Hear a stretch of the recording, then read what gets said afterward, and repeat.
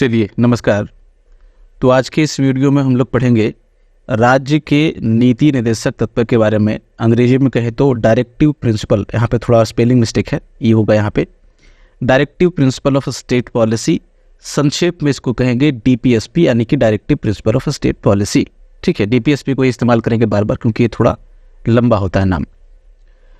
तो पिछले वीडियो में, इससे पहले वाले वीडियो में हमने कवर किया था मूल अधिकारों को, और मूल अधिकार जो थे वो 12 से लेकर के अनुच्छेद 35 तक इसमें मूल अधिकारों को रखा गया था भाग 3 में। ठीक है, संविधान के भाग 3 अनुच्छेद 12 से लेकर के 35 तक पे मूल अधिकारों का वर्णन था। कई पार्ट में हमने इसको डिटेल में कवर किया था। और अब जो है 35 के बाद 36 से लेकर के 51 में और भाग 4 में संविधान के वो रखा गया है नीति निर्देशक तत्वों को। ठीक है, तो आगे बढ़ने से पहले, बाकी प्रोविजन को देखने से पहले इस चीज़ को हम लोग समझते हैं कि किसका मतलब क्या है, राज्य के नीति निर्देशक तत्व है क्या चीज़। तो जब भी किसी चीज़ को समझना हो तो पहला ट्राई करो, उसके नाम को तोड़ करके देखने की कोशिश करोगे क्या कुछ मीनिंग निकलता है कि नहीं। तो तोड़ते हैं इसको। सबसे पहले यहाँ पे देखो 3-4 कीवर्ड आपको दिख रहे होंगे।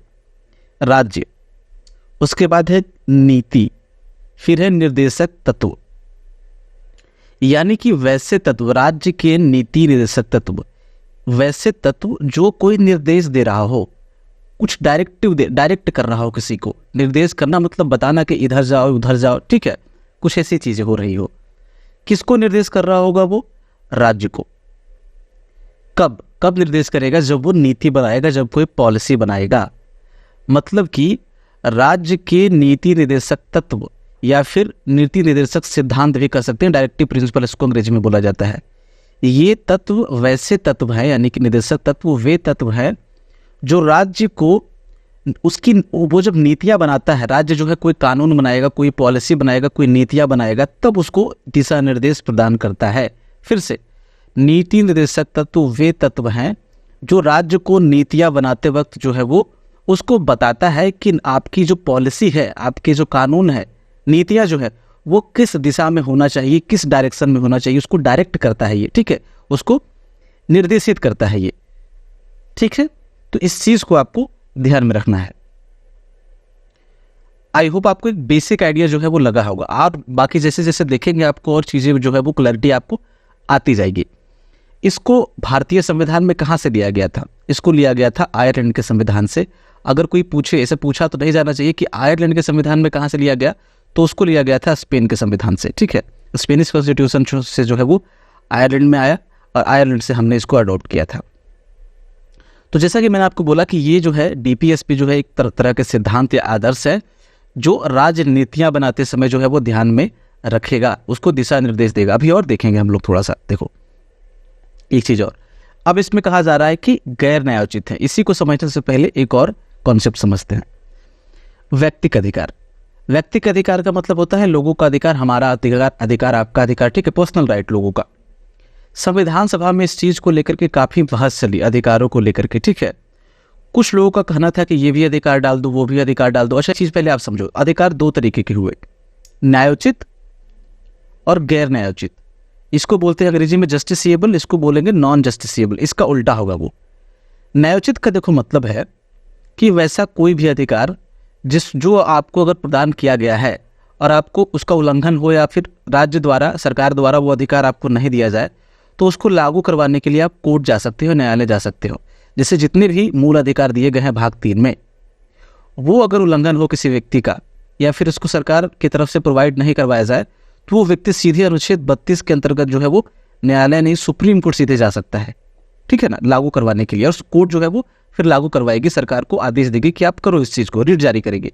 सब देखा है हमने डिटेल में पिछली वीडियो में मूल अधिकारों में। ठीक है, तो दूसरा ये हो गया न्यायोचित अधिकार।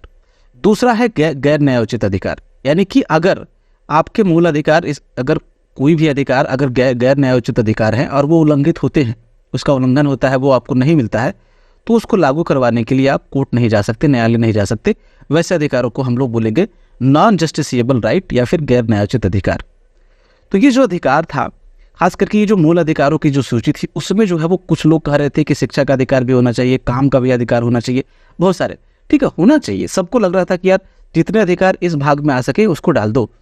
लेकिन क्या था ना कि इस चीज को आपको ध्यान में रखना है कि जैसे ही कोई अधिकार न्यायोचित बनाया जाएगा, भाग 3 में डाला जाएगा, तो सरकार की बाध्यता होगी उसको देने की। सपोज करो शिक्षा का अधिकार बाद में डाला गया, पहले नहीं था, तो अगर शिक्षा का अधिकार शुरुआत में ही होता तो सरकार को ये शिक्षा का अधिकार देना उसकी बाध्यता होती।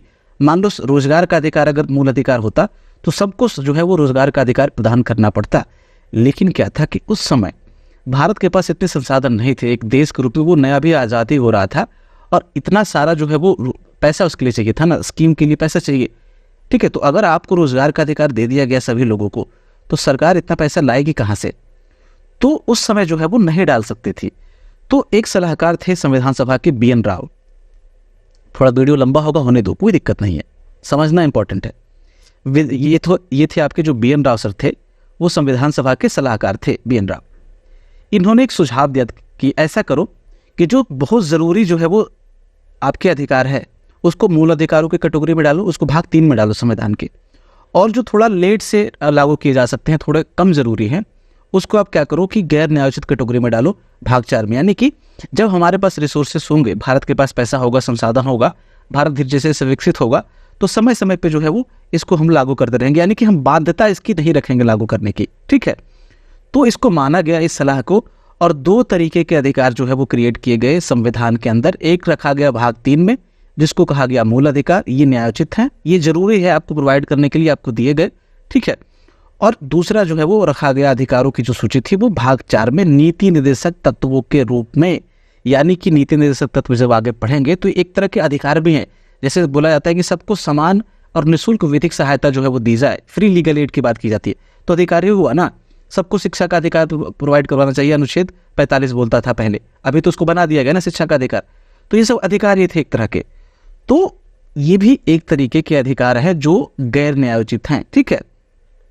आई होप एक आइडिया आपको लग गया होगा, अभी आगे देखेंगे तो थोड़ा और लगेगा आपको। ये जो उसका उद्देश्य है नीति निर्देशक तत्वों का, वो है लोक कल्याणकारी राज्य का निर्माण करना, एक वेलफेयर स्टेट का निर्माण करना। इसका मतलब क्या हुआ कि एक ऐसा राज्य, एक ऐसा देश का निर्माण करना जहां सबको जो है वो अच्छी सुख सुविधाएं, गरीबों को भी, अमीरों को भी, जो हर जात के लोगों को, हर वर्ग के लोगों को जो है एक जीवन का एक अच्छा अवसर, विकास का एक समुचित अवसर जो प्रदान हो, वैसे राज्य को, एक आदर्श राज्य जिसको बोल सकते हैं, उसको जो है वो लोक कल्याणकारी राज्य की संज्ञा दी जाती है, लोगों के लिए काम किया जाता हो जहाँ पे, ठीक है। तो आप जब इसको देखेंगे, अभी लिस्ट में दिखाऊंगा आपको, तो उसमें इतनी अच्छी अच्छी चीज़ें दी गई है कि अगर लगेगा कि सबको, अगर वहाँ पे जैसे समान काम के लिए समान वेतन और बहुत सारी चीज़ें हैं, वो सबको लागू अगर कर दिया जाए तो एक स्वर्ग लगने रहेगा कोई भी देश, ठीक है।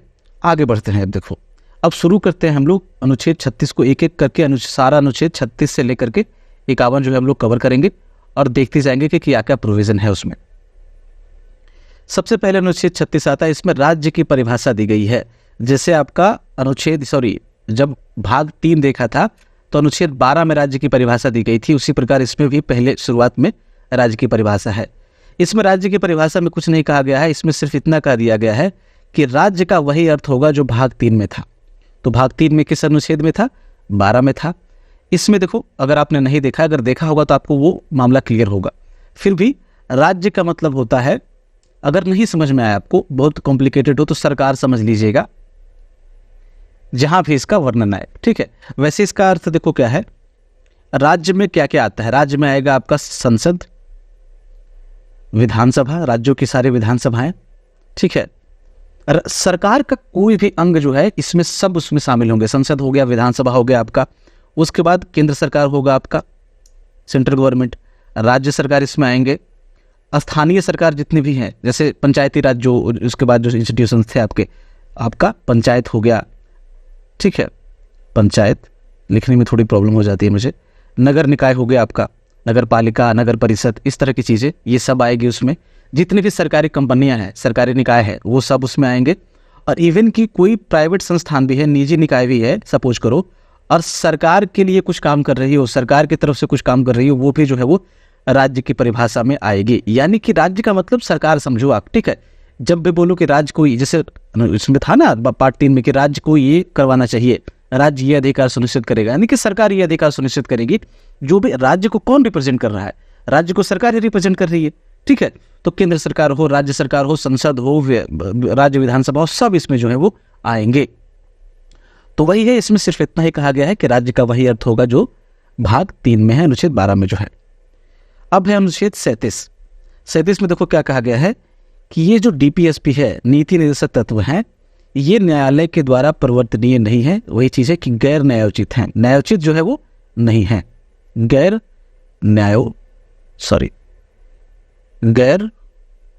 न्यायोचित, ठीक है, ये है आपका। तो आप इसको लागू करवाने के लिए न्यायालय में नहीं जा सकते। फिर भी चूंकि ये गैर न्यायोचित है, उसके बाद भी ये तत्व जो है वो देश के शासन में मूलभूत है, फंडामेंटल है। और राज्य जो है वो विधि बनाते समय, कोई भी कानून बनाते समय इसको जो है डीपीएसपी को लागू करना राज्य का जो है वो कर्तव्य होगा। यहाँ पे सिंपल कहा जा रहा है कि ठीक है इसको परिवर्तनीय नहीं बनाया गया संविधान के द्वारा, लेकिन फिर भी ये शासन के लिए बहुत जरूरी है, प्रशासन के लिए। और जब भी राज्य जो है आप विधि बनाएंगे तब जो है इसको लागू करना आपका कर्तव्य होगा। ये राज्य को कहा जा रहा है, ठीक है, आपका मतलब राज्य का कर्तव्य होगा। ये कहा गया है आपका अनुच्छेद 37 में। आगे बढ़ते हैं, अब है अनुच्छेद 38। इसमें देखो क्या कहा गया है, इसमें कहा गया है कि राज्य जो है, सरकार जो है वो लोक कल्याण की अभिवृद्धि के लिए सामाजिक व्यवस्था बनाएगा, यानी कि एक ऐसी सामाजिक व्यवस्था का निर्माण करेगा जिसमें लोगों के लोगों का जो कल्याण है, लोगों का जो वेलफेयर है, वो उसमें और ज़्यादा वृद्धि हो, उसकी और ज़्यादा बेहतर हो। देखो इसके 2 हिस्से हैं। पहले हिस्से में कहा जा रहा है कि राज्य जो है वो ये चीज़ कि ऐसी सामाजिक व्यवस्था बनाएगा जिसमें सबको जो है वो सामाजिक, आर्थिक और राजनीतिक न्याय जो है वो मिल सके। इसकी चर्चा एक जगह हम लोग और बहुत डिटेल में कर चुके हैं। कहाँ किया है हमने? प्रस्तावना में। जब प्रस्तावना पढ़ा था तो उसमें प्रस्तावना में सामाजिक, आर्थिक और राजनीतिक न्याय की बात की गई है, ठीक है ना। तो इसमें जो है वो सिंपल सी चीज कह रहा है कि राज्य जो है वो ऐसी सामाजिक व्यवस्था बनाएगा जिसमें सबको 3 प्रकार के न्याय जो है वो सुनिश्चित हों, सामाजिक न्याय, आर्थिक न्याय और राजनीतिक न्याय। मतलब क्या है इसका? देखो, न्याय का मतलब है कि भेदभाव को खत्म करना और सबको एक समान स्तर पे रखना, ठीक है। जैसे कि अगर कोई गरीब है तो उसके साथ गलत ट्रीट ना किया जाए किसी अमीर के सामने, या किसी की जाति अलग है तो उसको गलत ट्रीट ना किया जाए, यानी कि सबको एक जैसा ट्रीट किया जाए। न्याय का वही मतलब होता है, यानी कि भेदभाव की समाप्ति, भेदभाव का निषेध, ठीक है ना। तो कैसे हो सकता है? ये 3 आधार पे। पहला है देखो सामाजिक न्याय। सामाजिक न्याय कैसे देंगे आप? कि जो सामाजिक आधार है, जैसे जाति के आधार पे, लिंग के आधार पे, धर्म के आधार पे, ठीक है, किसी के साथ भी भेदभाव ना हो, सबको एक समान तरीके से जो है वो सरकार ट्रीट करे, ठीक है। ये हो गया आपका सामाजिक न्याय। आर्थिक न्याय का मतलब है कि आर्थिक आधारों पे अगर कोई गरीब है, किसी के पास पैसे कम है, तो ऐसा नहीं है कि वो थाने में जाए तो उसकी रिपोर्ट ना लिखी जाए और कोई अमीर आदमी जाए उसकी रिपोर्ट लिख ली जाए। ये चीजें नहीं हो, मतलब कि आर्थिक आधार पे किसी के साथ भेदभाव ना हो। राजनीतिक न्याय का मतलब है कि जो सबको एक समान राजनीतिक अधिकार जो है वो दिए जाए। जैसे किसी को अगर वोट का अधिकार है, कोई भी व्यक्ति अगर 18 साल से ऊपर है और उसको वोट का अधिकार है, तो सारे व्यक्तियों को, चाहे उसकी जाति कुछ भी हो, चाहे उसका धर्म कुछ भी हो, उसकी आर्थिक स्थिति कुछ भी हो, सबको जो है एक समान राजनीतिक अधिकार जो है प्रदान किया जाएगा। तो इसकी बात करता है अनुच्छेद 38 का पहला प्रोविजन। अब इसके देखो दूसरे प्रोविजन में क्या बोल रहा है।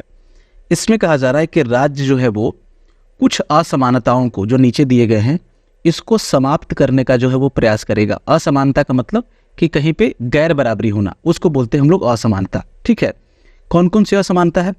पहला बोल रहा है कि आय की असमानता, इनकम की असमानता। आपने सुना होगा ना कि 20% लोगों के पास देश के 80% धन है, या फिर और भी इससे हो सकता है कि बुरी स्थिति हो कि 10% के पास 90% हो जाए, ठीक है।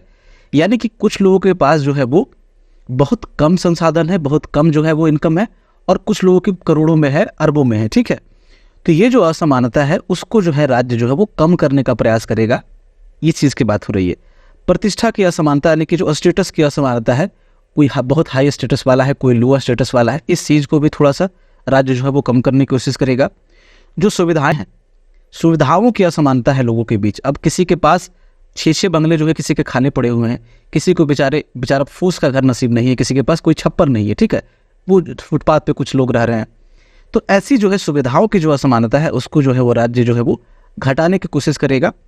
और अवसरों की असमानता, कि किसी को अच्छे अवसर मिल रहे हैं, किसी को पढ़ने के बहुत अच्छे अच्छे अवसर है, किसी के पास स्लेट के पैसे नहीं है, किताबों के पैसे नहीं है, तो सबको जो है वो एक समान अवसर, चाहे वो राजनीतिक अवसर हो, आर्थिक अवसर हो, सामाजिक अवसर हो, ये जो है इसको देने का जो है वो ऐसी जो असमानता है वो खत्म करने का प्रयास जो है वो राज्य के द्वारा किया जाएगा। अच्छा, ये प्रोविजन जो था 38(2), ठीक है, 38 वाला जो दूसरा प्रोविजन था ये नहीं था संविधान में, इसको जोड़ा गया है जो 44वां संविधान संशोधन अधिनियम है 1978 के द्वारा, उसके थ्रू इसको जोड़ा गया है। जहाँ जहाँ नया प्रोविजन आया है मैं उसको बताता चलूंगा आपको कि कौन सा संविधान संशोधन उसके लिए आया था, ठीक है, हर चीज़ को पैरेलली डिस्कस करते चलेंगे। अब प्रॉपर जो है वो अनुच्छेद 39 से जो है वो शुरू होगा आपका नीति निर्देशक तत्व की, कौन कौन से आपके सूची जो है नीति निर्देशक तत्वों की यहाँ से शुरू होती है, नहीं 38 से ही शुरू होती है, सॉरी मैं मिस्टेक कर गया हूँ, 38 से ही शुरू होती है। देखो 38 से 36 और 37 तो थोड़ा बात करता है, जैसे ये राज्य के बारे में बात करता है, ये बताता है कि राज्य का कर्तव्य है कि आप इसको लागू करें। 38 से शुरू हो जाता है, जैसे जो ऊपर हमने देखा यहाँ पे कि जो असमानताएं हैं और जो सामाजिक व्यवस्था है उसको जो है राज्य जो है बनाएगा। 39 में है कि कुछ तत्व दिए गए हैं जिसको राज्य द्वारा अनुसरण जो है वो किया जाना चाहिए, यानी राज्य द्वारा अनुसरणीय कुछ नीति तत्व दिए गए। कितने हैं? कुल 6 हैं। देखो क ख ग घ च, यानी कि ABCDEF, अंग्रेजी में इसको ऐसे भी बोल सकते हैं। पहला है कि सभी नागरिकों को जीविका के पर्याप्त साधन प्राप्त करने का अधिकार, यानी कि जीविका का मतलब क्या हुआ कि वैसा रोजी रोजगार जिससे अपनी रोजी रोटी जो है लोग कमा सके, ठीक है, वैसा रोजगार जिससे लोग ब्रेड एंड बटर जो है वो अर्न करते हैं अपने लिए, अपने परिवार के लिए, तो वैसे जीविका के साधन जो है वो लोगों को प्राप्त करने का अधिकार होगा। अगेन ये गैर न्यायोचित है, इसको अगर नहीं मिले किसी को जीविका का साधन तो वो कोर्ट नहीं जा सकता। तो अभी भी अगर किसी को नहीं मिलता है तो आप क्या करेंगे? ढूंढते हैं लोग।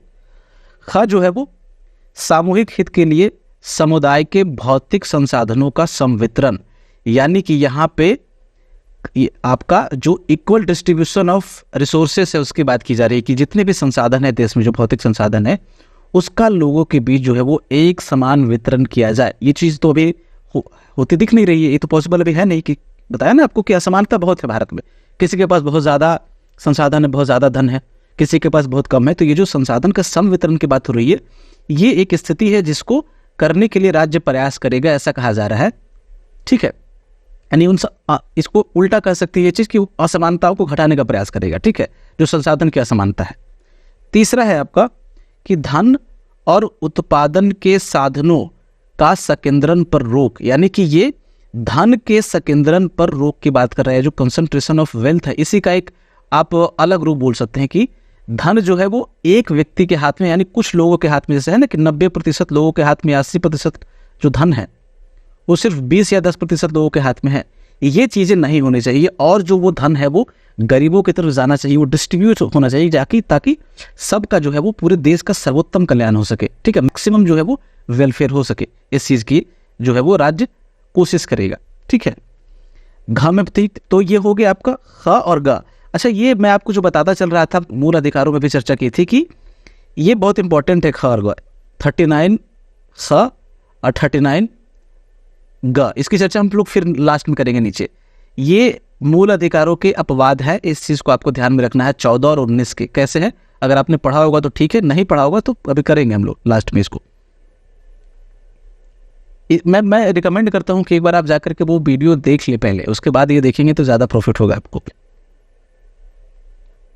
अब घ में है अनुच्छेद 39 में पुरुष एवं स्त्रियों को समान काम का समान वेतन, यानी कि अगर एक जैसा काम पुरुष भी कर रहे हैं और स्त्रियां भी कर रही है तो ऐसा नहीं है कि स्त्रियों को आप कम वेतन देंगे और पुरुषों को ज़्यादा वेतन देंगे, ठीक है। इसको जो है वो खत्म करने के बाद कही गई है अनुच्छेद 39 में। इस चीज़ को आप ध्यान रखिएगा, बहुत इंपॉर्टेंट अनुच्छेद है ये। इसी में आपका जो है वो डिस्ट्रीब्यूशन ऑफ रिसोर्सेज की बात की गई है, कंसंट्रेशन ऑफ वेल्थ की बात की गई है, ठीक है, धन के संकेंद्रण पर रोक, और इसी में आपको समान काम के समान वेतन की भी बात की गई है। उसके बाद इसमें है पुरुष एवं स्त्री कामगारों के स्वास्थ्य तथा बालकों के बलात् श्रम से संरक्षण। इसका मतलब ये हुआ कि जो भी पुरुष और स्त्री वर्कर है, मेल एंड फीमेल वर्कर जो है वो काम जो कर रहे हैं, उसके स्वास्थ्य पे जो है वो ध्यान दिया जाना चाहिए, ठीक है, उसका स्वास्थ्य खराब ना हो, ऐसा जो है वो काम का वातावरण हो वहाँ पे। साथ में जो बालक हैं, जो बच्चे हैं, उसके बलात् श्रम से जो है उसको संरक्षण किया जाए, फोर्स लेबर से, जबरदस्ती उससे जो काम करवाया जाता है उससे जो है उसको संरक्षण मिले। इस बात की हम लोग ऑलरेडी चर्चा कर चुके हैं मूल अधिकारों में। आपके शोषण के विरुद्ध अधिकार के अंतर्गत 23 और 24 में, अनुच्छेद 23-24 में चीजें दी गई है। बलात् श्रम का प्रतिषेध और बच्चों को जो काम पे लगाया जाता है उससे रोकने के लिए अनुच्छेद था। अब देखो च में है लास्ट वाला, बालकों को स्वतंत्र एवं गरिमामय वातावरण में विकास के अवसर, यानी कि एक ऐसा इन्वायरमेंट क्रिएट किया जाए, ऐसा वातावरण क्रिएट किया जाए जिसमें बच्चे जो है वो उनका समुचित विकास हो सके। ठीक है, वैसे वातावरण का अवसर जो है वो हर बच्चे को, देश के हर बच्चे को दिया जाना चाहिए। ठीक है, ये हो गया आपका 39 आपका। अब है 39 क, 39A, इसको बाद में देखो जोड़ा गया है। इसको जोड़ा गया है आपका 42वां संविधान संशोधन 1976 के द्वारा। जैसे 38 में जो था 38 का दूसरा प्रोविजन आपका 44वें संशोधन के द्वारा जोड़ा गया था, वैसे ही इसको जोड़ा गया है। इसमें कहा जा रहा है समान न्याय एवं निःशुल्क विधिक सहायता, इक्वल जस्टिस और फ्री लीगल एड। क्या है इसमें? देखो दो चीजें हैं, एक तो समान न्याय और एक है निःशुल्क विधिक सहायता। इसमें कहा जाता है कि जितने भी लोग हैं, चाहे वो अमीर हों चाहे वो गरीब हों, सबको जो है वो न्याय के एक समान अवसर जो है वो दिलाया जाना चाहिए राज्य के द्वारा। ठीक है, मतलब कि अगर कोई गरीब व्यक्ति है तो ऐसा नहीं हो कि वो, जैसे न्याय कहाँ से मिलती है आपको? अदालत से मिलती है, कोर्ट से मिलती है। तो किसी के पास वकील के लिए पैसे ही नहीं है, कोई गरीब व्यक्ति है, तो क्या वो उसको न्याय नहीं मिलेगा? है ना, अगर पैसा नहीं है तो आप कहाँ से वकील करेंगे? तो राज्य को कहा गया है कि आप इसकी व्यवस्था करें, और इसको जो इसका निर्देश जो है वो अनुच्छेद 39 क में दिया गया है। तो वही कहा जा रहा है कि आर्थिक आधार पे या किसी अन्य आधार पे, ठीक है, कोई भी न्याय से वंचित नहीं रहना चाहिए, चाहे वो गरीब हो चाहे वो अमीर हो चाहे उसकी जाति कोई भी हो। इसके लिए निःशुल्क विधिक सहायता की फ्री लीगल एड, फ्री में जो है उसको विधिक सहायता जो है वो दी जानी चाहिए। इसकी व्यवस्था करने की बात जो है वो की गई है। इसके तहत जो है वो वकील वगैरह फ्री में मिलता है, और भी जो सारे प्रोसेस होते हैं वो निःशुल्क होते हैं व्यक्ति के लिए। इसकी बात की गई है अनुच्छेद 39 क में। आगे बढ़ते हैं, अब है अनुच्छेद 40 में देखो क्या कहा जा रहा है। 40 में बात की गई है ग्राम पंचायतों के गठन के बारे में। तो एक चीज मैं और आपको डिस्कस करता चलूंगा साथ में, वो अच्छा रहेगा पैरेलली, कि कौन कौन से नीति निर्देशक तत्वों को लागू करने के लिए सरकार ने क्या क्या कदम उठाए हैं। ठीक है, तो इसमें ग्राम पंचायतों के गठन की बात की गई है। तो सरकार ने कुछ किया इसके लिए? बिल्कुल किया। 73वां और 74वां संविधान संशोधन अधिनियम जो है वो लाया गया सरकार के द्वारा 1992 में, और उसको पास करवा करके जो है वो आज जो है वो ग्राम पंचायतों को कानूनी जो है वो एक दर्जा जो है वो दिया गया है, संवैधानिक दर्जा दिया गया है। ठीक है, तो ग्राम पंचायतों के गठन की बात की गई है आपका 40 में। 41 देखते हैं। 41 में कहा गया है, अनुच्छेद 41 में, कुछ दशाओं में काम, शिक्षा और लोक सहायता पाने का अधिकार। किस किस चीजों की बात की गई है? काम का अधिकार, शिक्षा का अधिकार और लोक सहायता, पब्लिक असिस्टेंस पाने का जो है वो अधिकार की बात की गई है। इसमें यह कहा गया है कि राज्य जो है वो अपनी सीमित आर्थिक सीमा के भीतर, जो भी उसके पास रिसोर्सेस हों, उसके भीतर निम्न अधिकारों को प्राप्त कराने का प्रभावी उपबंध करेगा, प्रयास करेगा। ठीक है, यानी कि वही चीज है कि जितनी भी आपकी क्षमता है, आपके पास 10 रुपये हो, 10 करोड़ हो, 10,000 करोड़ हो, जितनी भी आपके पास क्षमता है, उसी के भीतर आपको कोशिश करनी होगी इन अधिकारों को जो है लोगों को प्राप्त करवाने की। कौन कौन से? काम पाने का अधिकार, कि लोगों को काम मिल सके। इसके लिए सरकार ने कुछ व्यवस्था की, बिल्कुल की। जैसे कि मनरेगा वाला जो स्कीम है, ये इसी तरीके का कुछ स्कीम हो गया ना, कि हर परिवार के एक व्यक्ति को लगभग 100 दिन का जो है वो न्यूनतम रोजगार की उसमें गारंटी दी गई है।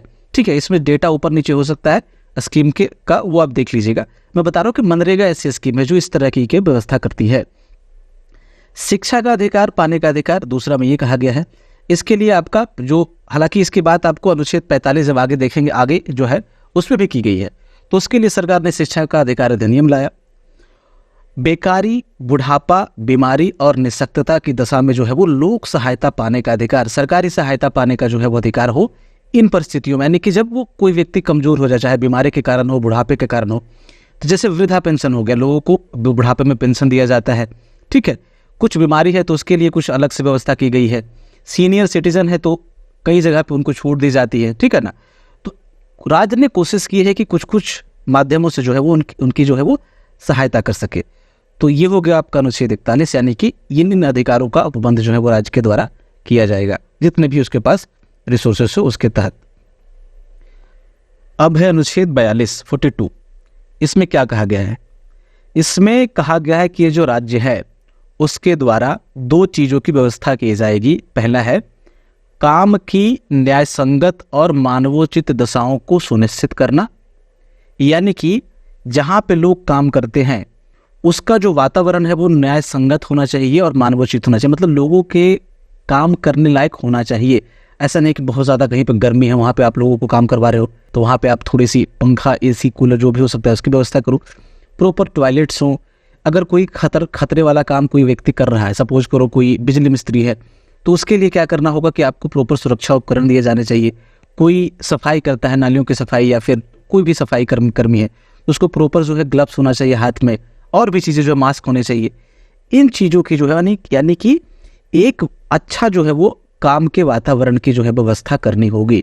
राज्य ने इसको सुनिश्चित करने के लिए जैसे कुछ श्रम कानून वगैरह बनाए हैं, जैसे राज्य ने अपनी तरफ से क्या कदम उठाए, तो जो कुछ श्रम कानून वगैरह है, लेबर लॉज हैं, उसको इम्प्लीमेंट किया है। और उसमें जैसे है कि 10 या फिर 20 से ज़्यादा अगर एम्प्लॉय है किसी भी संगठन में, तो उस संगठन को प्रॉपर जो है वहाँ पर टॉयलेट वगैरह व्यवस्था करनी होगी। आपको कुछ सामाजिक सुरक्षा स्कीम देनी होगी, जैसे कि स्वास्थ्य बीमा हो गया, या फिर कोई होता है ना कि लाइफ इंश्योरेंस दो ताकि कहीं मृत्यु हो जाए या कुछ हो जाए तो उसके परिवार को कुछ मदद मिल सके। इस तरह की और चीज़ें हैं, जैसे EPF वगैरह कटता है लोगों का उस ऑर्गेनाइजेशन में, तो वो चीज़ें जो है वो सब सामाजिक सुरक्षा स्कीम में आती है। तो सरकार ने जो है वो इस तरह की चीज़ें उठाई है इसको सुनिश्चित करने के लिए। फिर कहा जा रहा है कि प्रसूति सहायता के लिए राज्य जो है वो उपबंध करेगा। जो प्रेग्नेंट होती हैं लेडीज, महिलाएं जिनको बच्चा होने वाला होता है, तो उनके राहत के लिए, उनके भले के लिए जो जो चीज़ें हो सकती है, ठीक है, स्वास्थ्य सेवा उपलब्ध करवाना, बाकी चीज़ें वो जो है राज्य जो है वो उपलब्ध करवाएगा। राज्य ने क्या किया है इसके लिए कुछ व्यवस्था की है, थोड़ा बहुत किया है। देखो जैसे कि आशा वर्कर की नियुक्ति की गई है गाँव में, और वो क्या करती है, ये आपको हॉस्पिटल तक इन महिलाओं को ले जाती है सरकारी अस्पतालों में, और फ्री जो है इनका फ्री इलाज होता है। और कुछ राज्यों में तो पैसे भी मिलते हैं। आप जब सरकारी हॉस्पिटल में जब आपका बच्चा होगा तो 3,000 5,000 रुपये इस तरह के कुछ मिलते हैं, मैं श्योर नहीं हूँ बट मिलते हैं पैसे, ठीक है। तो यही है नीति निर्देशक तत्वों की खूबसूरती।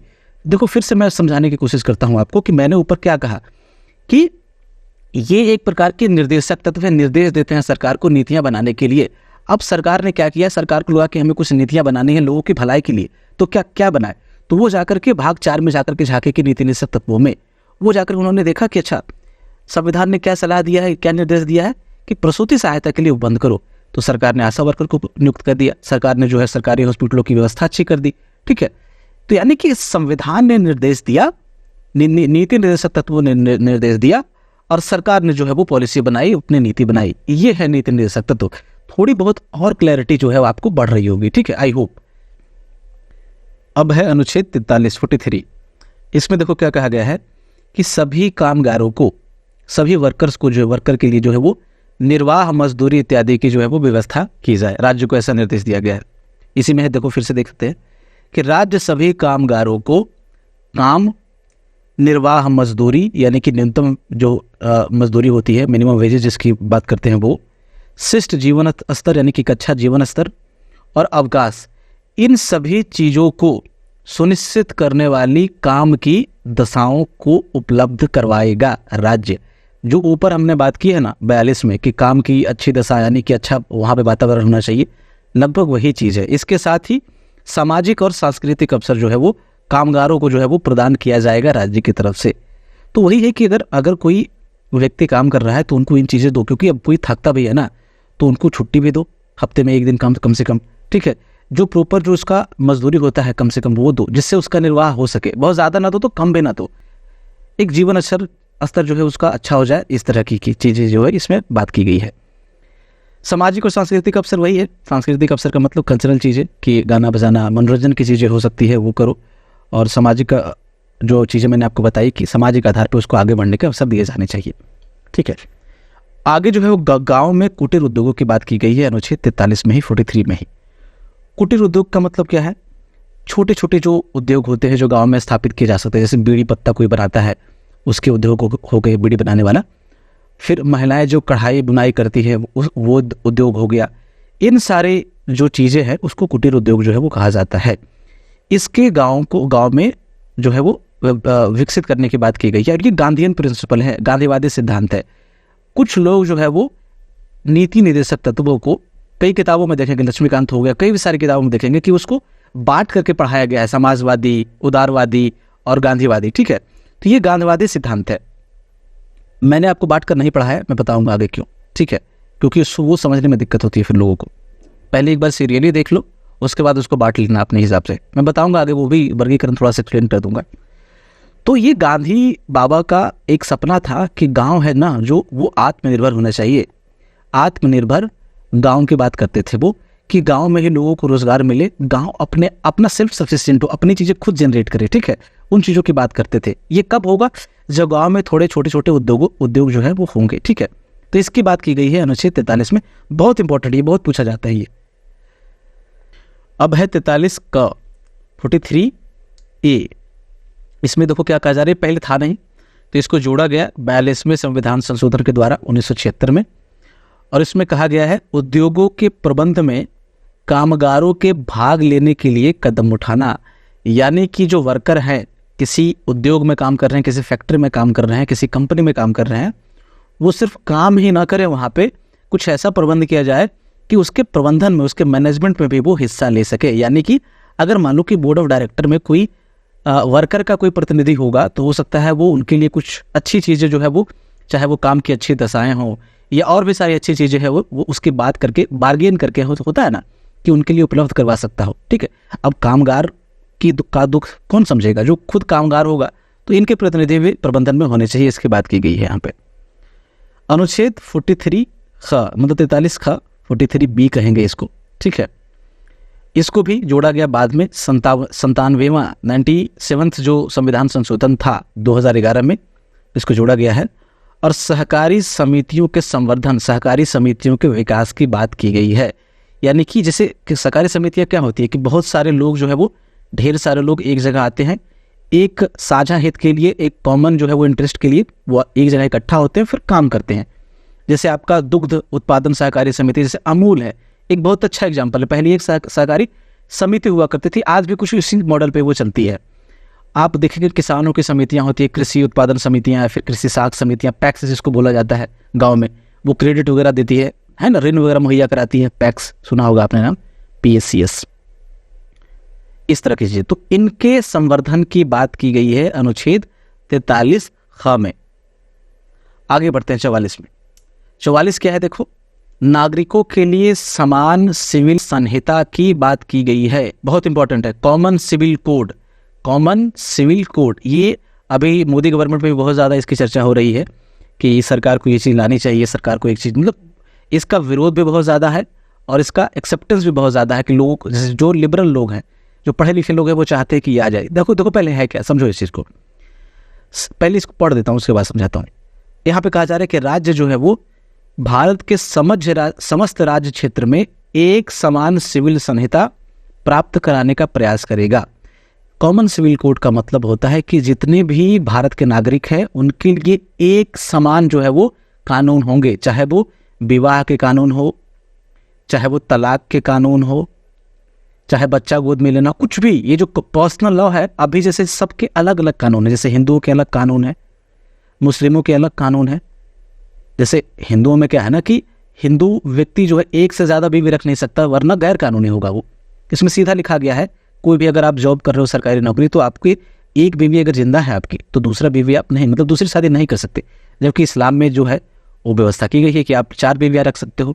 इसी तरीके से और भी बहुत सारी चीज़ें, ये मैं आपको बस एक एग्जाम्पल दे रहा हूँ। तो अगर एक समान संहिता बनती है तो सबके लिए, जो मुस्लिम पुरुष है उसके लिए भी और हिंदू पुरुष है उसके लिए भी एक जैसी व्यवस्था होगी। जैसे तलाक की व्यवस्था अलग अलग है, जैसे इस्लाम में आपका ट्रिपल तलाक है कि लोग बोल करके तलाक दे सकते हैं, हिंदुओं में थोड़ा अलग तरीका है। ठीक है, प्रॉपर वो चीज़ होती है। तो इसके लिए काफ़ी लोग इसका विरोध करते हैं, खास करके जो धार्मिक लोग हैं वो तो बहुत ज़्यादा इसका विरोध करते हैं। तो इस चीज़ की जो है वो बात की जा रही है। मोदी गवर्नमेंट में लोग कह रहे थे कि सरकार को ये चीज़ लानी चाहिए, अब पता नहीं, मैंने आपको समझा दिया। कॉमन सिविल कोड का मतलब ये होता है कि सबके लिए एक तरह का सिविल कोड, ठीक है, एक तरह का कानून सबके लिए। आगे अनुच्छेद 45 जो है वो क्या है, 6 वर्ष से कम आयु के बालकों के लिए प्रारंभिक बाल्यावस्था देखरेख और शिक्षा का जो है वो बंद किया जाएगा। यानी कि जो 6 वर्ष से कम उम्र के बच्चे हैं उनके लिए अर्ली चाइल्डहुड केयर यानी कि प्रारंभिक बालपन देखरेख और शिक्षा का बंद करना है। पहले देखो क्या था, मैं थोड़ा सा बता देता हूं आपको, पहले पढ़ ही देता हूं उसके बाद बताऊंगा। कह रहा है कि राज्य जो है वो 6 वर्ष की आयु पूरी करने तक क्या करेगा, 2 चीजें प्रोवाइड कराएगा, प्रारंभिक बाल्यावस्था देखरेख और शिक्षा का बंद। मैंने बताया आपको पहले ये चीज ऐसे नहीं थी, यहाँ 6 वर्ष नहीं था, यहाँ पे पहले 14 वर्ष था कि 14 वर्ष तक की आयु के बच्चों को जो है वो राज्य जो है वो मुफ्त में अनिवार्य शिक्षा प्रदान करवाएगा। तो इसके लिए सरकार ने 86वां संविधान संशोधन 2002 जो है वो लाया सरकार ने, और इसको जो है वो अनुच्छेद 21 के तहत इसको शिक्षा का अधिकार मूल अधिकारों में शामिल किया गया। मैंने आपको बताया ना कि डिबेट जो हुआ था कॉन्स्टिट्यूशन असेंबली में, कॉन्स्टिट्यूंट असेंबली में, संविधान सभा में, कि जब हमारे पास रिसोर्सेस होंगे तो इन अधिकारों को जो है वो मूल अधिकारों में डाल देंगे। तो डाला गया, देखो यहाँ पे एग्जाम्पल भी आपको मिल गया है, ठीक है। तो यहाँ पे शिक्षा का अधिकार को बिल्कुल मूल अधिकार बना दिया गया, और यहाँ पे बात की गई कि 6 वर्ष से लेकर के 14 वर्ष तक के जितने भी बच्चे होंगे उनको राज्य द्वारा, उनको सरकार के द्वारा मुफ्त में, फ्री में जो है वो शिक्षा जो है प्रदान की जाएगी, ठीक है। तो इस संशोधन 86वें संशोधन के द्वारा ये जोड़ा गया, और साथ में अब चूंकि यहाँ पे जो 14 वर्ष था उसको हटा करके वो तो पूरा हो गया वो मांग, 6 से 14 वर्ष की बात की गई है इसमें, अब 21 कम है, तो अब बचा कौन, 6 से 14 वर्ष की बात हो ही गई, तो बचा आपका जो 6 से कम है, तो यहाँ पे उसको जोड़ दिया गया। यानी कि इस संविधान संशोधन के द्वारा अनुच्छेद 45 की जो विषय वस्तु थी, उसकी जो भाषा थी, उसमें बदलाव किया गया। क्या बदलाव किया गया कि जो 14 वर्ष तक की आयु पहले जो था उसको हटा करके 6 वर्ष तक की आयु जो है अब कर दिया गया है। यानी कि अब सिर्फ ये इससे कम उम्र के बच्चे जो हैं उनकी बात की जा रही है यहाँ पे, ठीक है। इसके लिए सरकार अभी कुछ कर रही है 6 वर्ष से कम उम्र के बच्चों के लिए प्रारंभिक बाल्यावस्था देखरेख के लिए। तो हाँ, आंगनबाड़ी केंद्र का आपने नाम सुना होगा, तो यहाँ पे छोटे बच्चे ही जाते हैं, ठीक है। आगे बढ़ते हैं, आगे है आपका अनुच्छेद 46। इसमें बात की गई है अनुसूचित जातियों, अनुसूचित जनजातियों और अन्य दुर्बल वर्गों के लिए शिक्षा और अर्थ संबंधी हितों का संरक्षण। यानी कि जो एससी हो गए, एसटी हो गए, एससी का मतलब अनुसूचित जाति, एसटी का मतलब अनुसूचित जनजाति, और अन्य कमजोर वर्ग हो, चाहे उसमें ओबीसी आप जोड़ लें फिलहाल, और एक और वर्ग आ गया है ईडब्ल्यूएस, उसको जोड़ लें आप, या कोई भी कमजोर तबका है, उसके शैक्षणिक हितों को प्रोत्साहन देने के लिए राज्य व्यवस्था करेगा, और आर्थिक हितों को प्रोत्साहन देने के लिए भी राज्य व्यवस्था करेगा, और साथ में सामाजिक अन्याय एवं शोषण से सुरक्षा करेगा। तो कुछ क्या प्रोविजन आपको याद आते हैं? ऐसा बिल्कुल है, कुछ प्रोविजन, जैसे ओबीसी, जैसे पहले एससी एसटी के लिए तो आरक्षण था ही, साथ में जो 93वां संविधान संशोधन आया उसके लिए 27% सीटों की व्यवस्था की गई, सीटों को रिजर्व किया गया शिक्षा संस्थानों में ओबीसी के लिए, और 10% ईडब्ल्यूएस के लिए जो है वो सीटों को रिजर्व किया गया। 103वां संविधान संशोधन था इसके लिए। ये सब हमने अनुच्छेद 15 में जो है वो डिटेल में कवर किया है मूल अधिकारों वाले चीजों में, ठीक है। आर्थिक अधिकारों को सुरक्षित करने के लिए फिर से वही चीज है कि रोजगारों में एससी एसटी ओबीसी और ईडब्ल्यूएस को जो है वो आरक्षण दिया गया है, जो भी सरकारी रोजगार होते हैं, जैसे कि वही 27% ओबीसी को, 10% ईडब्ल्यूएस को। इसकी बात की गई है अनुच्छेद 16 में मूल अधिकारों के तहत, सबकी बात की गई है। सामाजिक अन्याय से शोषण से सुरक्षा कैसे दी जाएगी? तो एससी एसटी एक्ट है, उसके लिए अगर कोई व्यक्ति जो है दलित है उसको कोई प्रताड़ित करता है, ठीक है, तो वो इस एक्ट को जो है वो अप्लाई कर सकता है। तो वो काफी हैवी एक्ट है, किसी कोई चक्कर में इसका पड़ता है तो फिर वो दोबारा नहीं पड़ेगा। फिर आगे है अनुच्छेद 47। इसमें कहा गया है पोषाहार स्तर, जीवन स्तर को ऊंचा करने तथा लोक स्वास्थ्य में सुधार करना राज्य का कर्तव्य होगा। 3 चीजों की बात की गई है। पोषाहार स्तर मतलब न्यूट्रिशन लेवल को ऊंचा करना, ठीक है, पोषाहार स्तर यहीं पे बताता हूं मैं, यानी कि राज्य प्रयास करेगा इनको ऊंचा करने के लिए। पहला है ये आपका न्यूट्रिशन लेवल, इसको इंक्रीज करने की कोशिश करेगा राज्य, यानी कि लोगों को में अभी होती है ना कि बच्चों में आयरन की कमी है, किसी में मतलब जो कुपोषण है खास करके, उसको दूर करने की कोशिश करेगा राज्य। जीवन स्तर को ऊंचा करने की कोशिश करेगा, लोक स्वास्थ्य में सुधार, जैसे जो सरकारी चिकित्सा व्यवस्था है उसमें सुधार करने की कोशिश करेगा, और साथ में 2 चीजों की और बात की गई है। एक तो मादक पेय पदार्थ, जो अल्कोहल का सेवन करते हैं लोग, दारू पीते हैं, उस पे रोक लगाने की बात की गई है, और साथ में जो स्वास्थ्य के लिए हानिकारक ड्रग्स हैं, औषधियां नहीं ड्रग्स, औषधियां की बात, वही ड्रग्स को अंग्रेजी में बोलोगे हिंदी में तो औषधि इसका निकलता है, हिंदी में नहीं, तो यानी कि यहाँ पे सिंपल सा मतलब है कि जो लोग नशा करते हैं, जो लोग कोई हेरोइन, गांजा या फिर दारू वारू पीते हैं, उस पे प्रतिबंध लगाने की बात की गई है, उसके उपभोग पे। यहाँ पे आपको ध्यान रखना है कि जैसे कुछ अल्कोहल या फिर कुछ जो ड्रग्स है उसका प्रयोजन चिकित्सा के लिए भी किया जाता है, औषधीय प्रयोजन के लिए भी किया जाता है, अंग्रेजी में बोलते हैं टॉयलेटरी पर्पस के लिए भी किया जाता है, ठीक है। तो उसको बैन करने की बात नहीं की गई है, ठीक है। जैसे कुछ अल्कोहल है वो आपको सर्जरी वगैरह में इस्तेमाल किया जाता है, कुछ निश्चेतक के रूप में किया जाता है, तो उससे जो है वो अलग चीज़ है ये, ठीक है। तो ये वाला छोड़ करके बाकी चीज़ों को बैन कर दो, इसकी बात की गई है 47 में। आगे बढ़ते हैं 48। इसमें देखो क्या है, इसमें है कृषि और पशुपालन का संगठन, organisation of agriculture and animal husbandry. इसमें 2-3 चीज़ें कही गई है। पहला है, देखो राज्य प्रयास करेगा, पहला क्या कि आधुनिक एवं वैज्ञानिक तरीके से कृषि एवं पशुपालन जो है वो उसको बढ़ावा दिया जा सके। किया गया है ऐसा कुछ, हाँ, जैसे कृषि विज्ञान केंद्र वगैरह बहुत ज़्यादा जगह पे स्थापित किए गए हैं। आत्मा एक संगठन है, उसकी स्थापना सरकार ने की है। वो क्या करती है कि ऋण वगैरह प्रोवाइड करवाती है इन चीज़ों के लिए, कृषि और पशुपालन के लिए, है ना, हर जिला में होता है। तो इसमें सबको, जो कृषि विज्ञान केंद्र हैं, यहाँ पे सबको सिखाया जाता है कि जो नई कृषि पद्धतियाँ हैं, जो वैज्ञानिक तरीके से कृषि कैसे की जाए, पशुपालन कैसे किया जाए, मछली पालन हो गया, भेड़ पालन हो गया, बकरी पालन हो गया, ये सब चीज़ों की जो है वो वहाँ पे ट्रेनिंग वगैरह दी जाती है। दूसरा कह रहा है कि जो गाय है, बछड़े हैं और बाकी जो दुधारू पशु हैं, भैंस वगैरह हो गई, ये सब, उसके नस्लों का परिरक्षण और उसके सुधार की बात की गई, यानी कि उसके नस्लों को संरक्षित किया जाए। जो देसी गाय की नस्लें हैं, देसी बछड़े हैं, उसको, और उसमें सुधार भी किया जाए थोड़ा सा। उसमें जो कृत्रिम गर्भधान के द्वारा जो आर्टिफिशियल इंसेमिनेशन होता है उसके थ्रू जो है उसको नस्लों को थोड़ा सा और दुधारू बनाया जाए, ठीक है। ये चीज़ हाइब्रिड वाला जो मामला है वो उसकी बात हो रही है। और उनके वध का जो है वो प्रतिषेध किया जाए, ठीक है, जो गाय वगैरह है। तो इसके लिए कई राज्यों ने गौहत्या कानून भी बनाए हैं। तो अभी तो ये बहुत हॉट पॉलिटिकल इशू है ये चीज़, ठीक है, गौहत्या वगैरह।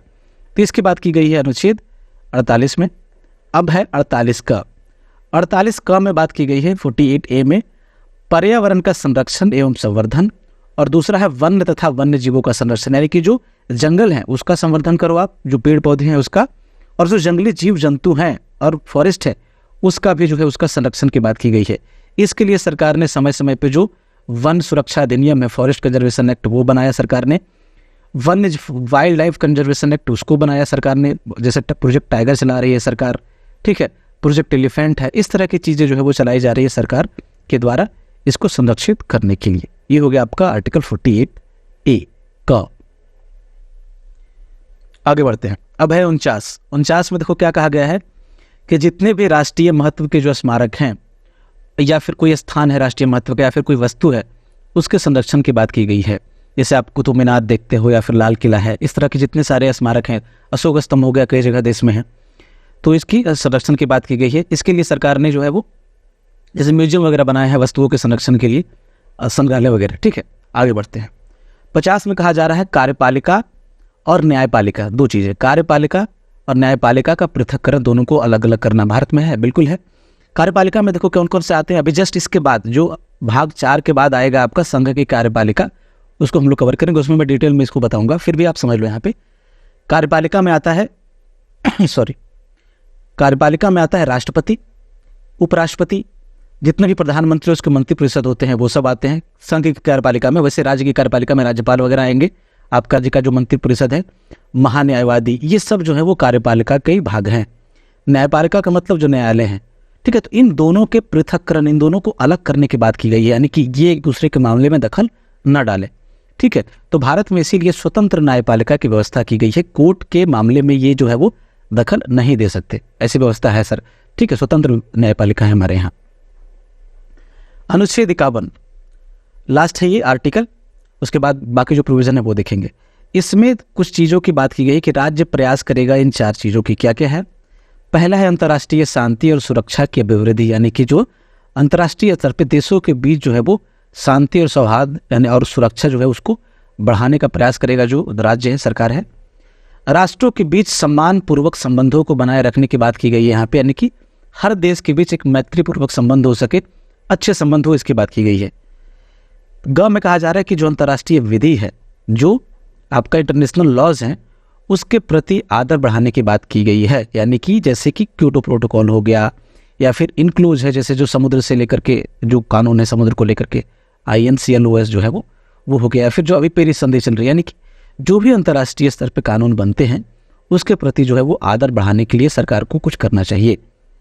घ में है कि अंतर्राष्ट्रीय विवादों का मध्यस्थता द्वारा निपटारे को प्रोत्साहन दिया गया, यानी कि कोई विवाद हो अंतर्राष्ट्रीय स्तर पे 2 देशों के बीच, 4 देशों के बीच, तो उसको जो है वो मध्यस्थता के द्वारा कोई बीच पार्टी को खड़ा करके ये जो है वो निपटा लेना चाहिए। जैसे कि भारत पाकिस्तान में सिंधु जल विवाद हुआ तो वर्ल्ड बैंक को, विश्व बैंक को बुला करके उन दोनों ने अपना मामला निपटा लिया है, ठीक है, या फिर वो वर्ल्ड बैंक बीच में जो है वो मध्यस्थता करता है। तो ऐसी चीजें हैं जो मतलब मिल बैठ करके अपने विवादों को निपटाया जाए, इन सब चीजों की बात करता है अनुच्छेद 51। तो इस तरह से 36 से लेकर के 51 तक जो हमने देख लिया है। अब कुछ और जो चीजें हैं उसको देखते हैं। अब देखो क्या है कि जैसा कि मैंने आपको ऊपर भी बताया कि बहुत सारी किताबों में जो है वो नीति निर्देशक तत्वों को बांट करके पढ़ाया गया है। जो भी फेमस किताबें हैं वेबसाइट पे भी आप देखोगे तो आपको ऐसे मिलेगा, ठीक है, कि कुछ कैटेगरी में बांट करके दिखेंगे अभी हम लोग, उसमें पढ़ा दिया गया है। मैंने आपको इसलिए नहीं बताया इस तरह से कि उससे क्या है ना कि क्रम टूट जाता है, क्रोनोलॉजी जो है वो टूट जाती है। कि मान लो कि मैं 42 पढ़ा रहा हूँ, फिर आ गया 44, तो 40 आपका 43rd कहाँ गया, ठीक है। तो उस तरह से टूट कर पढ़ाने में फिर मज़ा नहीं आता, ठीक है। और जब मैंने इस चीज़ को पढ़ा था इस तरह से करके तो मुझे समझने में थोड़ी दिक्कत हुई थी। तो मैंने आपको सबसे पहले जो भी कॉन्स्टिट्यूशन में जिस तरह से क्रमवार दिया हुआ था पहले वो पढ़ाया, और ये भी जो कि आपका छूट ना जाए इसीलिए लास्ट में इसको मैं बता रहा हूँ आपको। अब ये जो DPSP हैं देखो, इसको 3 भाग में बांटा गया है, ठीक है। समाजवादी सिद्धांत, गांधीवादी सिद्धांत और उदार बौद्धिक सिद्धांत। मतलब कि आपके 36 से लेकर के 51 तक दिए गए हैं, ये जो लिस्ट है। संविधान ऐसा कोई बंटवारा नहीं करता, संविधान जो है वो कोई बंटवारा नहीं करता। इस तरह का एक्सपर्ट ने जो है वो बांटा है, कुछ विद्वान जो लोग थे उन्होंने इस तरह का वर्गीकरण किया है। उन्होंने कहा है कि ये जो देखो कुछ आपके जो DPSP है, कुछ निर्देशक सिद्धांत जो है वो समाजवादी विचारधारा को जो है वो पोषित करने के लिए है या फिर समाजवादी सिद्धांतों को लागू करने के लिए है, तो उसको इसमें रखा है। कुछ है गांधीवादी सिद्धांतों को लागू करने के लिए, तो इसमें गांधीवादी सिद्धांतों के रूप में यहाँ पे क्लासिफिकेशन करके रख दिया उन सबको। और ये आपका 3rd में ऐसा जो है उदार बौद्धिक, जो भी आपके उदार बौद्धिक सिद्धांत है, तो जो इंटेलेक्चुअल और आपका लिबरल जो सिद्धांत हैं उसको इसमें रखा है। एक एक करके देखते हैं इसको। देखो समाजवादी निर्देशक तत्व क्या है, मतलब कि जो समाजवाद के आइडिया को, समाजवाद के जो सिद्धांत को जो है वो आगे बढ़ाते हैं। जैसे समाजवाद का जो सिद्धांत है वो न्याय की बात करता है, वो सामाजिक, आर्थिक और राजनीतिक न्याय की बात करता है। जैसे मैंने आपको बताया ना कि अनुच्छेद आपको 38 में था ये चीज़, और भी बहुत सारी जगह पे चीज़ें थी जो असमानता को, अन्याय को मिटाने की बात करता था। उन सारे अनुच्छेद को जो है वो समाजवादी सिद्धांतों के अंतर्गत रखा गया। आप ये जो सिद्धांत है आपके अनुच्छेद 38, 39, 39 का, 41, 42, 43, 43 का और 47 इसमें रखा गया है, ठीक है। आप जाकर के उसको देख लेना दोबारा से, फिर दोबारा से ओवरलैप एक ही चीज़ बार बार बताने से फिर कोई सिर्फ समय की बर्बादी होगी, आपका इससे कोई फायदा होगा नहीं। आप एक बार आपको याद हो जाएगा सारा नीति निर्देशक तत्व, तो फिर आप देख लोगे ये सारा चीज़, ठीक है। इसमें ये रखा गया है। गांधीवादी विचारधारा पे जो आधारित सिद्धांत है उसको इसमें गांधीयन सिद्धांत में रखा गया है। बापू के कुछ सपने थे, कुछ उनके तरफ से, कुछ उनकी जो आइडियोलॉजी थी कि गाँव को ऐसा होना चाहिए, गाँव को आत्मनिर्भर होना चाहिए, पंचायत होनी चाहिए, पंचायत जैसे 40 में पंचायत की बात की गई है, यहाँ पे गाँव को आत्मनिर्भर बनाने के लिए कुटीर उद्योगों की बात की गई है। तो इन सारे जो बापू के सपनों को पूरा करते हैं वैसे तत्वों को जो है वो गांधीवादी सिद्धांतों में रखा गया है। गांधीयन DPSP उसको बोला जाता है। इसमें 40 हो गया आपका, 43 हो गया, 46 हो गया, 47, 48, कुछ इधर उधर ओवरलैप हो सकते हैं, कुछ सिद्धांत दोनों के हो सकते हैं। हो सकता है ना कि आइडियोलॉजी इसका भी मैच कर रहा हो, इसका भी मैच कर रहा हो, तो कुछ ओवरलैप हो सकते हैं, उसमें दिक्कत नहीं है। जो आपका लिबरल इंटेलेक्चुअल सिद्धांत है वो जैसे बात करता है डेमोक्रेसी की, है ना, इक्वलिटी की बात करता है, समानता की बात करता है, तो वैसे जो सिद्धांत है उदारवादी विचारधारा से संबंधित तो उसको इसमें रखा गया है। इसमें आपका 44 है, ठीक है। जैसे कॉमन सिविल कोड वाला मामला हो गया उसमें रखा गया है आपको, शिक्षा का अधिकार हो गया इसमें रखा गया है आपको, ठीक है। 48 हो गया, 49, 50, 51 अंतर्राष्ट्रीय शांति वगैरह वाला। तो ये चीज़ें जो है वो 3 भागों में बांटा गया है। फिर से मैं आपको बता रहा हूँ, संविधान ऐसा कोई क्लासिफिकेशन नहीं देता। फिर से मैं आपको ये जो संविधान संशोधन है वो भी आपको बता देता हूँ ताकि रिवाइज हो जाए। 42वां संविधान संशोधन के द्वारा 4 चीज़ें जोड़ी गई थी। अनुच्छेद 39 में एक एलिमेंट जोड़ा गया था, 39 का, 43 का और 48 का, ये जोड़ा गया है आपका 42वें संविधान संशोधन 1976 के द्वारा। फिर जो 44वां संविधान संशोधन 1978 वाला था, उसमें अनुच्छेद 38 का जो दूसरा प्रोविजन था, जिसमें आय, प्रतिष्ठा और अवसर की समता की बात की गई थी, उसको यहाँ पे जोड़ा गया था इसके थ्रू। वहां पे भी बताया मैंने, यहाँ पे भी आपको बता रहा हूँ। 86वां जो संविधान संशोधन था, उसके द्वारा 21 क को मूल अधिकारों में जोड़ा गया था, शिक्षा के अधिकार को। और जो अनुच्छेद 45 था डीपीएसपी में, उसके भाषा में बदलाव किया गया था, उसके विषय वस्तु में जो है वो बदलाव किया गया था। 97 जो था अमेंडमेंट संविधान संशोधन 2011 में आया था ये, और इसके तहत अनुच्छेद 43 ख को जोड़ा गया था, सहकारी समितियां यानी कोऑपरेटिव सोसाइटी को इसमें जोड़ा गया था। अब मूल अधिकारों और थोड़ा सा नीति निषेध तत्व में थोड़ा डिफरेंस जो है वो देख लेते हैं हम लोग। मैंने बताया ना कि जो न्यायोचित मूल अधिकार थे उसको पार्ट 3 में रखा गया मूल अधिकारों की श्रेणी में, और जो गैर न्यायोचित थे उसको पार्ट 4 में रखा गया नीति निषेध तत्वों के रूप में। तो पहला तो अंतर यही है। दोनों में डिफरेंस क्या है? ये न्यायोचित है, मतलब अगर ये लागू ना हो तो आप कोर्ट जा सकते हैं। ये अगर लागू ना हो नीति निषेध तत्व तो आप कोर्ट नहीं जा सकते। ये स्वतः लागू होते हैं, इसको लागू करने के लिए कोई ज़रूरत नहीं है। ये स्वतः लागू नहीं होते हैं, इसको लागू करना हो तो राज्य को है, सरकार को जो है वो अधिनियम बनाना पड़ता है, ये करना पड़ता है, मतलब उसको लागू करने की ज़रूरत पड़ती है, स्वतः नहीं होते। ये नकारात्मक है जो मूल अधिकार है। कैसे नकारात्मक है ये? क्योंकि ये राज्य पे प्रतिबंध आरोपित करते हैं। जैसे राज्य को बोलेगा कि आप किसी के साथ भेदभाव नहीं कर सकते, तो नहीं आ गए तो ये नकारात्मक हो गए। ठीक है, हर बार राज्य को कुछ ना कुछ जो है वो रोकता है करने से, ये सकारात्मक है। क्यों? क्योंकि ये राज्य को निर्देश देते हैं कि आप ये करो, ठीक है, मार्गदर्शन करते हैं उसका। तो ये पॉजिटिव निगेटिव जो है वो ऐसे क्लासिफिकेशन इसका किया गया है। ये अगर उल्लंघन हो, कोई कानून जो है अगर मूल अधिकारों का उल्लंघन करे तो कानून अवैध घोषित हो सकता है। अगर कोई कानून उल्लंघन करे नीति निषेध तत्वों का तो वो अवैध घोषित नहीं होगा, ऐसा जरूरी नहीं है, इसमें होगा। एक और डिबेट चलता है, लास्ट में उसको देख ही लेते हैं हम लोग। ये है मूल अधिकार वर्सेस डीपीएसपी, यानी कि मूल अधिकार बनाम नीति निर्देशक तत्व। देखो कई बार कोर्ट वोट में इस चीज का जजमेंट पास किया गया कि कौन बड़ा है कौन छोटा है, मूल अधिकार बड़ा है या डीपीएसपी छोटा है। ठीक है, उसको देखते हैं हम लोग। ये टकराव आया कहाँ से? ठीक है, तो टकराव देखो कहाँ से आता है। एक तो जो मूल अधिकार है, फंडामेंटल राइट है, एफआईआर उसका मैंने लिखा है, वो न्यायोचित है, तो उसको लागू करना सरकार की बाध्यता है, उसको सरकार लागू करेगी।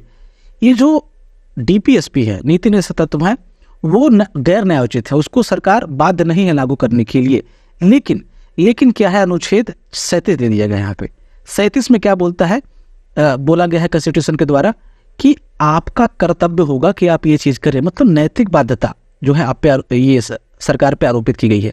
अगर आपको कोई, आप कहीं ट्रेन में हो, अगर आपको कोई बोल के चला जाए कि आप प्लीज ये सामान देखिएगा, तो आप बाध्य नहीं है उसका सामान देखने के लिए। लेकिन क्या है ना कि एक नैतिक बाध्यता आ गई है ना, एक मोरल जिम्मेदारी आ गई आप पे नैतिक रूप से कि यार देखना चाहिए। ठीक है, तो इसके कारण क्या है कि एक तरह की बाध्यता ये भी हो गया और ये भी हो गया। और सपोज करो कि ये बाध्यता को पूरा करने के लिए सरकार कोई कानून लाती है और वो किसी तरीके से इसको टच कर देता है, मूल अधिकारों को थोड़ा सा हर्ट कर देता है, उसको उल्लंघन कर देता है, तो जाहिर सी बात है कि मैंने आपको बताया 13 के द्वारा, अनुच्छेद 13 में क्या है कि कोई भी कानून अगर मूल अधिकारों का उल्लंघन करेगा तो वो शून्य घोषित हो जाएगा। तो इसके कारण हमेशा जो है वो टकराव जो है वो होता रहता है कि अगर ये नैतिक नीति निर्देशक तत्वों को लागू करने के लिए कोई कानून बनाया गया और वो यदि मूल अधिकारों का उल्लंघन कर रहा है, तो ऐसे कंडीशन में क्या होगा, इस टकराव के कंडीशन में कौन प्रभावी होगा। तो इसका बार बार जो है वो सुप्रीम कोर्ट ने अपने जजमेंट में जो है वो कई बार इसका एक्सप्लेनेशन दिया है अलग अलग तरीके से।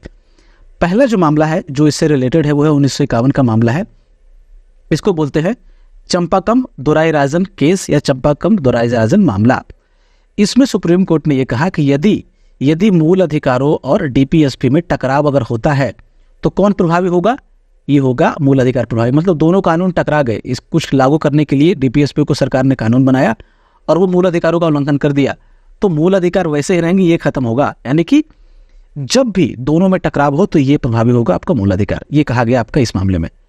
गोलकनाथ मामला 1967 में आया था। इसमें कहा गया कि आप डीपीएसपी को लागू करने के लिए मूल अधिकारों को खत्म नहीं कर सकते, मूल अधिकारों में संशोधन नहीं कर सकते। यानी कि फिर से यहाँ पे मूल अधिकारों को जो है वो प्रभावी बनाया गया उस पर, ठीक है, यानी कि उसको ऊपर रखा गया।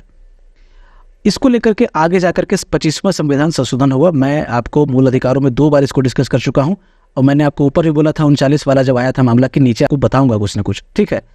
तो जो 25वां संविधान संशोधन था 1971 वाला, इंदिरा गांधी की सरकार ने अनुच्छेद 31 का जो है वो इंसर्ट किया संविधान में, मतलब डाला, ठीक है। 31 किस चीज़ की बात करता है? ये बात करता है कि ऊपर जो हमने देखा 39 ख और ग, जिसमें धन के संकेंद्रण को रोकने की बात की गई है, और एक जो आपका जो संसाधन थे उसके सम वितरण के, समान वितरण की जो बात की गई है ख में, और ग में धन का संकेंद्रण रोकने की बात की गई है।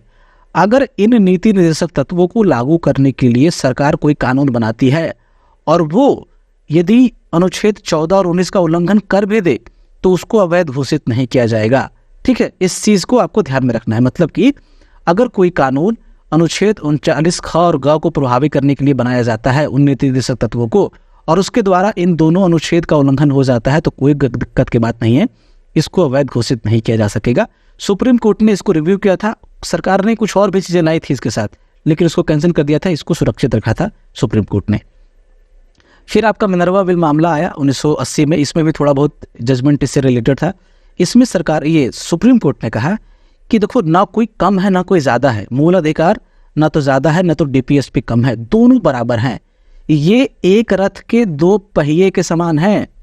रथ का जैसे पहिया होता है, अगर रथ का एक पहिया बड़ा होगा और दूसरा पहिया छोटा होगा तो रथ का क्या होगा? संतुलन बिगड़ जाएगा।